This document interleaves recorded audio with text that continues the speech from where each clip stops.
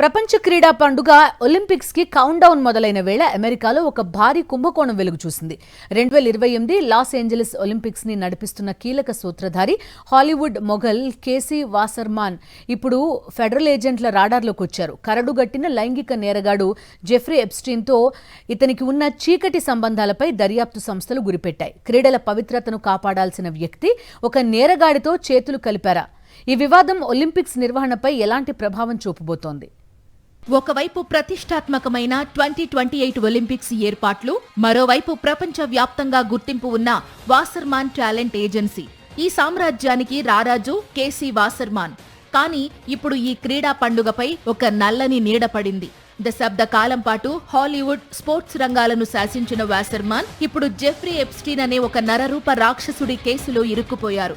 New York times సంచలన కథనం ప్రకారం ఎప్స్టీన్ బతికున్న సమయంలో వాసర్మాన్ ఆయనకు అత్యంత సన్నిహితంగా ఉండేవారు.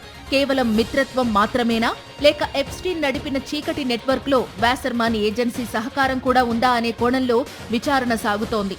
తన ఏజెన్సీలోని మోడల్స్ ను ఎప్స్టీన్ కు పరిచయం చేశారనే ఆరోపణలు ఇప్పుడు వాసర్మాన్ పీఠాన్ని కదిలిస్తున్నాయి. ఒలింపిక్స్ అంటే పౌరుషం, పవిత్రత, నైతికతకు నిదర్శనం.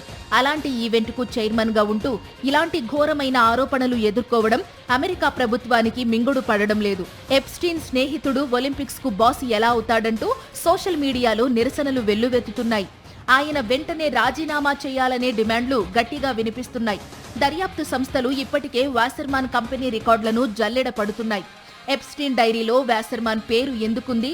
వీరి మధ్య జరిగిన రహస్య ఒప్పందాలేమిటి? ఒకవేళ తప్పు జరిగినట్లు తేలితే అది కేవలం వాసర్మాన్ పతనమే కాదు, 2028 ఒలింపిక్స్ ప్రతిష్టకే తీరని మచ్చ అవుతుంది.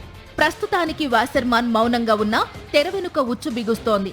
క్రీడల ముసుగులో సాగిన ఈ హాలీవుడ్ డార్క్ స్టోరీలో ఇంకా ఎన్ని తలకాయలు బయటపడతాయో చూడాలి. క్రీడా స్ఫూర్తిని చాటాల్సిన వేదికపై ఇప్పుడు నేర చరిత్ర నీడలు కమ్ముకున్నాయి.